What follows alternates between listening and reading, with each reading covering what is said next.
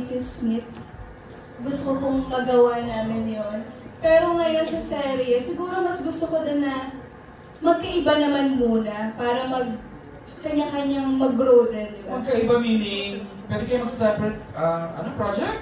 Oo, parang kasi 7 years na po kami, love team. Pero parang, diba, parang gusto ko rin siya, mag-grow din siya sa NAPOR.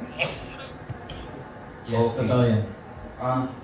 The question is for Loisa, no? Ronnie, aminin mo na, para malaman na exactly what gusto mo maging next project mo, Ronnie. Alam ko to eh. Ako gusto ko talagang mag-action, kaya yung pira-piraso parang ngayon yung naging, training ko. So... half of the season, binigyan ka talaga ng mga action scenes, ano? Opo. So yun, kaya if ever man, tama yung sinabi ni Lois, pag-usapan namin yun na pag kami offer sa yung magandang oportunidad, ako din, gano'n, hindi pwede kang magsulo ko, pwede din akong humiwalay na muna. Para din sa amin. Pero lang huwag kang sumuk-sumukan mga ganyan dapat. Nagbabanta na kagad, dapat ganun, tataan mo kagad.